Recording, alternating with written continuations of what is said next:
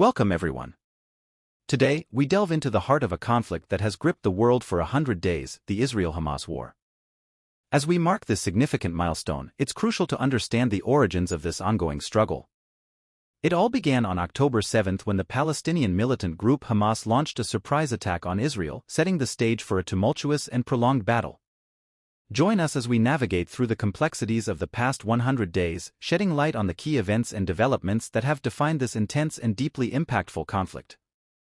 Let's take a closer look at the intricate timeline of the Israel-Hamas conflict, tracing its roots back to October 7 when Hamas orchestrated a surprise attack on Israel.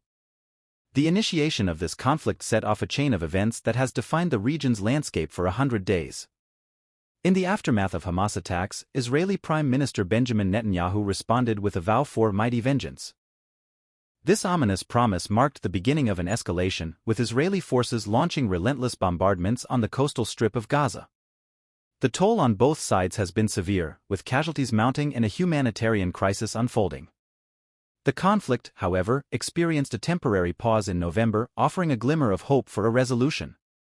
During this hiatus, communication and internet services remained down for 3 days, posing challenges for emergency crews. Yet, this respite was short-lived, as we find ourselves on the 100th day witnessing the resumption of hostilities. Israeli tanks and aircraft once again target southern and central Gaza, underscoring the enduring complexities and deep-seated tensions that persist in this protracted conflict.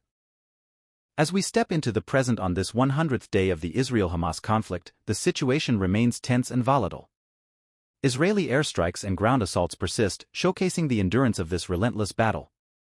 The conflict has not waned, instead, it has evolved into a complex and multifaceted challenge. One of the critical dimensions of this ongoing strife is the severe impact on communication and internet services.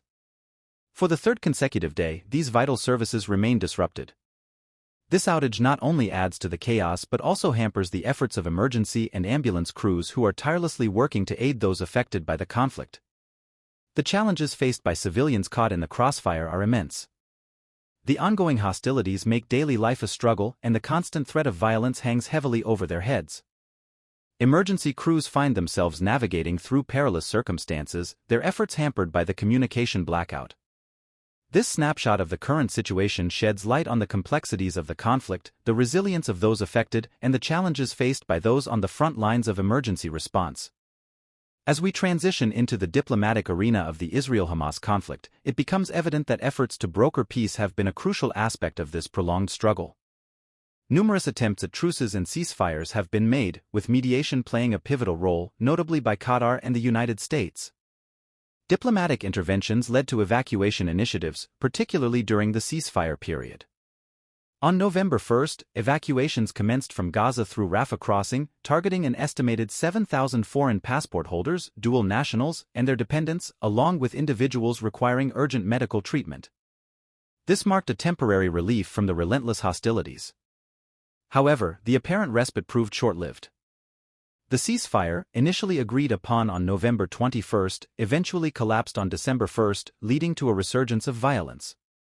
The aftermath of this breakdown saw Israel launching a significant ground assault on the outskirts of Khan Yunis, marking a new chapter in the conflict. These diplomatic maneuvers and ceasefires have not only showcased the complexity of finding a lasting resolution but have also drawn international attention and involvement. As the Israel-Hamas conflict continues to unfold, the international community has been actively responding to the crisis, reflecting the gravity of the situation. Notably, officials from the Biden administration have undertaken visits to the Middle East, signaling a commitment to address the ongoing hostilities.